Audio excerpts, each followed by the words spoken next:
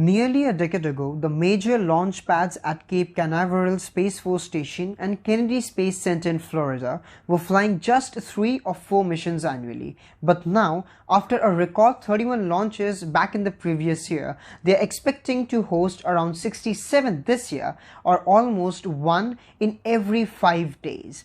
Not only has the number of launches ballooned, but so have the providers.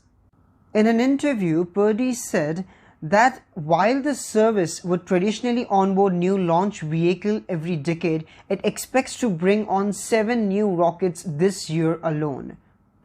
The Space Force's West Coast launch hub at Vandenberg Space Force Base in California is seeing more modest growth, with Purdy projecting its manifest to increase up from about 5 or 6 launches annually to as many as 50 in the coming years.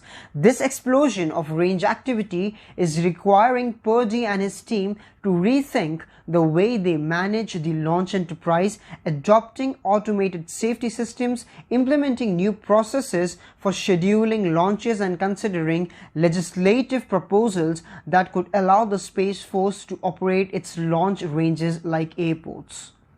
Now, one of the Space Force's more high-profile range of the future initiatives and an area where it's making some headway is flight safety. The service has a requirement that all launch providers integrate a new automated flight safety system by 2025. AFSS uses an internal navigation system to track a rocket's path during launch and, if necessary, self-destruct. Because it's automated, it relies on fewer ground-based radars and personnel, allowing the range to streamline its launch support.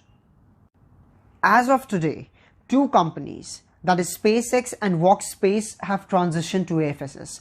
Another major effort is developing a pathway for ranges to operate more like airports, or in this case, spaceports.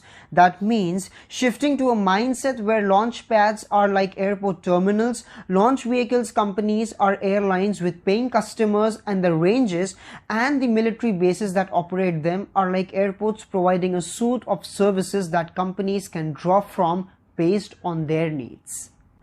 Purdy says that moving towards this model will take some time. For example, within the spaceport construct, the service would charge companies for things like utilities and use those funds to reinvest in infrastructure, but however, that's not allowed under the current law. The service is fleshing out some of those legislative hurdles as part of its Range of the Future report and has started early work with the Federal Aviation Administration on a national spaceport strategy that will further examine those needs.